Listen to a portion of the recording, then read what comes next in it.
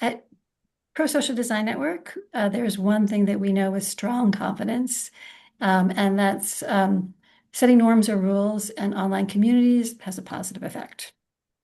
But does it matter what those rules are? Does it vary across communities? And how should a community figure out what rules are best for them? We don't really have answers for all those questions, but Galen Weld, our guest today, has conducted several fantastic, ambitious studies looking across thousands of subreddits that begin to point towards some answers.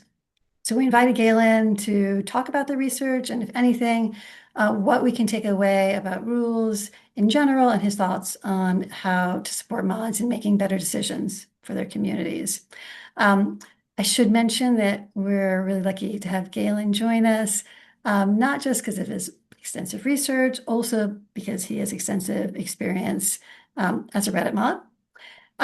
And because he happens to be particularly busy these days, wrapping up his dissertation, I believe, at UW, and then starting a new gig. And I don't know if that's public, but you can share. What is that gig, Galen? Sure. Yeah, I will be starting in 2 weeks as a research scientist at the Wikimedia Foundation studying governance on Wikipedia, which is something that I'm super excited about.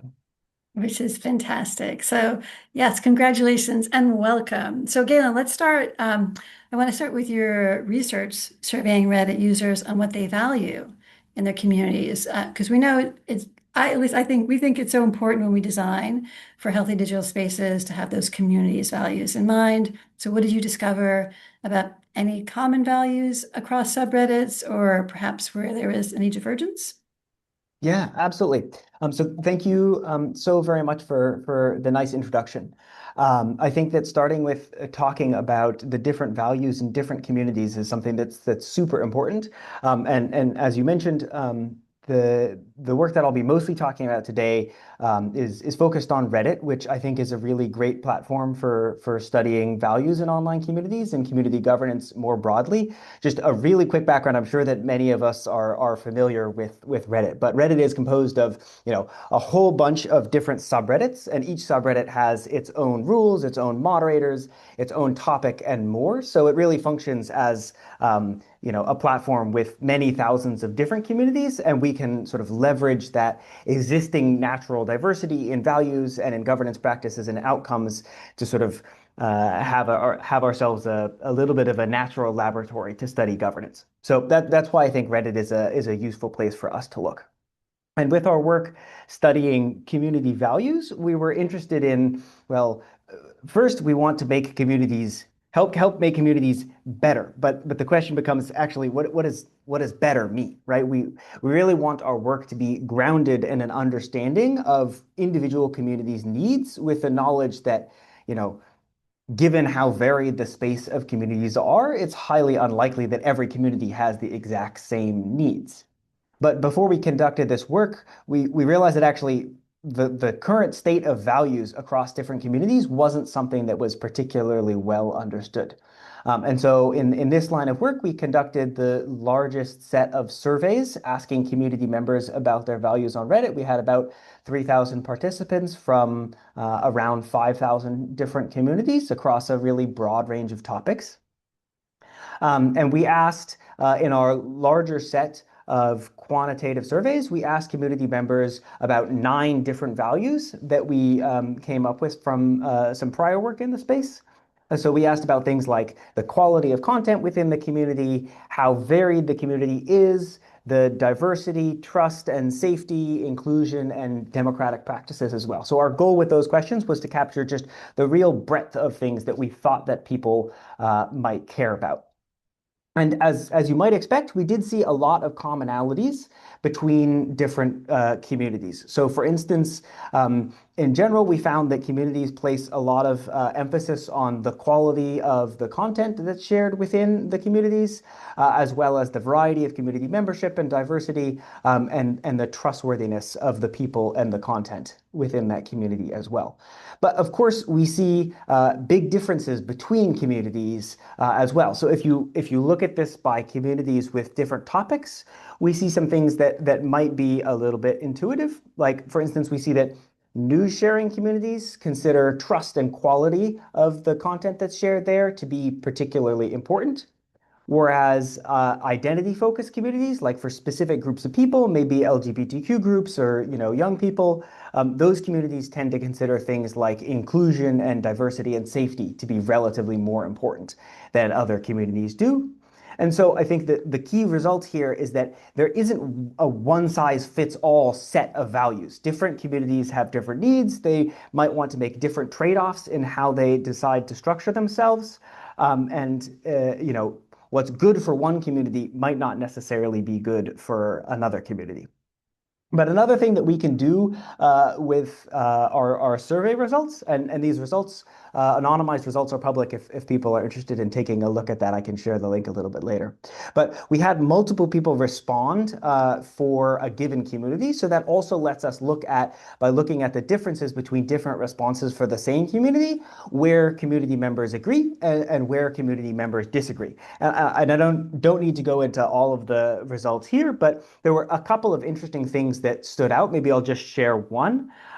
When you look at safety, for the most part, if you ask community members, they say that they agree that the community in the abstract should be safe.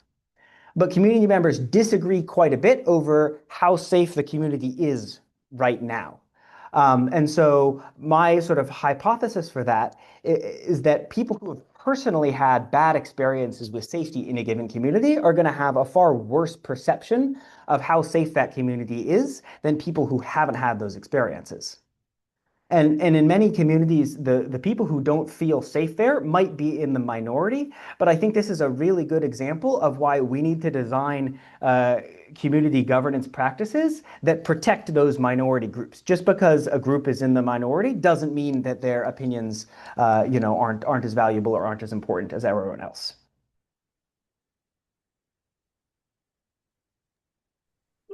We could spend the entire hour or two just talking about values, but I want to, there's so much to cover.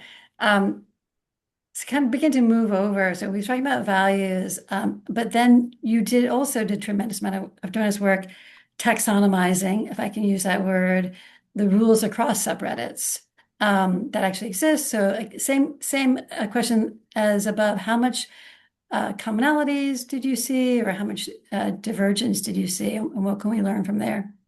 Yeah, fantastic question. And I think this will also be a nice segue into some of the stuff that we'll talk about in a little bit. But on Reddit, communities' rules are public. And so one of the things that we were able to do was pull the text of the rules for about 10,000 subreddits and try and make comparisons at a really large scale about differences in rules and how those rules are phrased across different topics. And again, we also make these data public if people are interested in using it in their in their own work as well. And so we looked at a couple different aspects of rules. One of the things that we were curious about was how community members and community moderators phrase their rules. So if you're writing a rule, you might have different tones that you could use as a moderator to phrase that rule. So a simple example, maybe you had a rule that's like, be nice.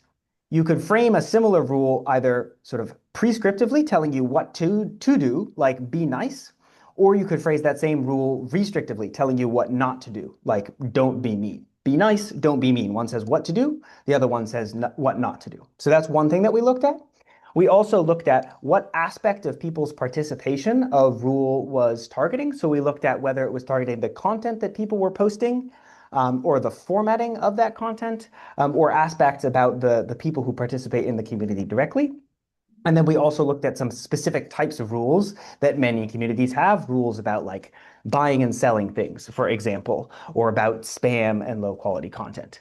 And as you might expect, we found that there were some rules that generally are more prevalent across Reddit than others. So spam and rules about low quality content are particularly common, as are rules about needing to respect the other people that you are interacting with. And we found that also in general, communities tend to phrase their rules more restrictively, that's that don't be mean example, than they do prescriptively. And here we also see differences between different types of communities as well, just like with values. So we found that identity communities, again, that's for specific groups of people like LGBTQ groups, those sorts of communities more commonly have rules about who can and who is welcome to participate, whereas like hobby communities compared to other communities are more likely to have rules about buying and selling things or commercial activities in those communities. And news sharing communities are more likely to have rules specifically about like what kinds of websites you could link to or restrictions about particular news sources. So now we get to the fun part. Sorry, as a social scientist, I say that's all super fun, but now we get to see like what are the connections here? So is there so again another a part of that I believe is part of that same paper. And by the way, the links to those papers are in the event doc. We want to try to see, does it matter which rules that they choose? And so you might by selecting certain rules or norms, is that going to have any impact on what we see transpire in a community? And you began to look at that question looking at perceptions of governance. And so, what have we learned about which rules lead to different views on the mods and how they govern?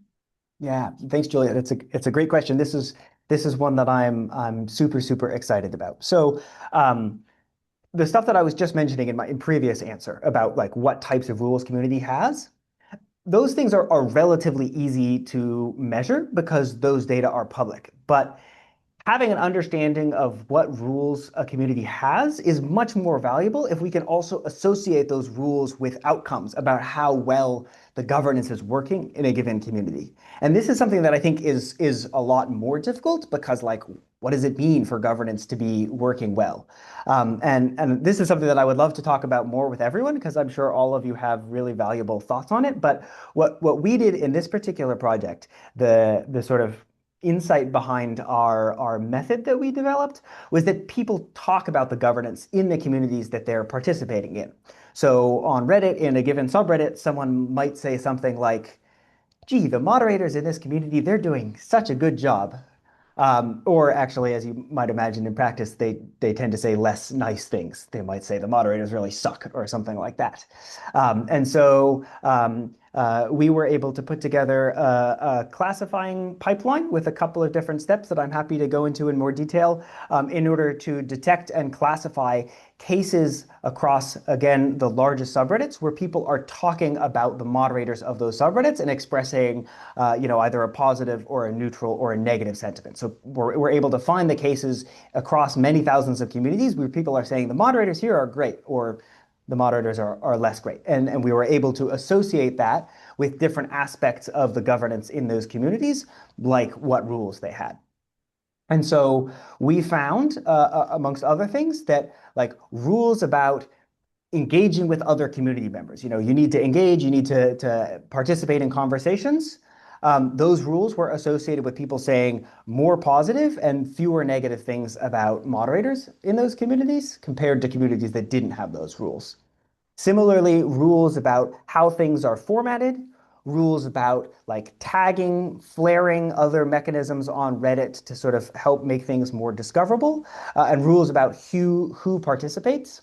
All of those rules are associated with people saying more positive and fewer negative things about the moderators in those communities. And I mentioned earlier this question about should rules be phrased prescriptively? What should you do? Or restrictively? What should you not do? We found that communities that had more prescriptive rules also tended to have more positive discussion about the governance, whereas communities with more restrictive rules, saying what you can't do, tended to have more negative, sort of negative discussion about the moderators. So that's an interesting result because I think it aligns with some like offline criminology literature that has also found that in general, phrasing things more positively can lead to better outcomes. We also found that adding new rules, looking at communities before versus after a new rule is added, the addition of a new rule is generally associated with an improvement in the community's perceptions of their governance.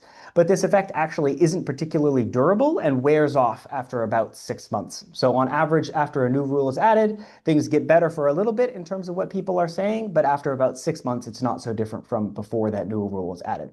That's another thing that I would love to talk a little bit more about after as well. And we Yeah. can So, all, yeah, please. oh, yes, I'm going to ask one more question, and then we're going to open up to the Q&A. And so, I have tons of questions, so I'm imagining folks do. So, if you have questions, you can start dropping them in the chat, or just be prepared to come off mute and ask them afterwards. So, the last question is kind of the biggest question, but really, where should we go from here? And so I can think both of like what more research should we be doing, but also really, I know you have thoughts about how we can support mods in making the best decisions for themselves on how to govern. So share, and then we'll move to Q&A. Yeah, absolutely. And this is one also that I would love to hear. I know many people here have many different experiences with different platforms, including some people who are building their own platforms, which is really exciting. So would love to hear more about everyone's experience and perspective on this because I know Reddit is great, but it's just one platform. But broadly speaking, I think that in many volunteer-run online communities, the current state of moderation practice and of governance practice could be so much more data driven than it is. And I think that there's really, in many cases, some low hanging fruit for providing communities with additional tools and additional information in order to help them make more well-informed decisions about what to do in these communities. So broadly speaking, I'm really excited about tools that let communities better understand what's happening in those communities, as well as tools that let communities maybe even run experiments or enforce specific governance practices. So just some examples that come to mind, like Civil Servant, I think is a couple-year-old project from Nathan Matthias that basically lets communities run their own A/B tests on some specific types of interventions like announcement posts or things like bans with specific outcomes. And I think that's providing communities with tools to spin up their own experiments is something that's super exciting.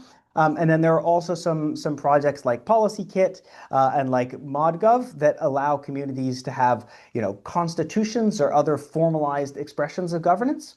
These, I think, are super exciting lines of work, but I think they still pose these questions of like, what are the right policies? What are the right procedures that one should formalize? And again, that's something where I think having more data, particularly more data about community outcomes, is something that would be really, really valuable. Fantastic. So with that, I'm going to wrap up the interview and stop the recording.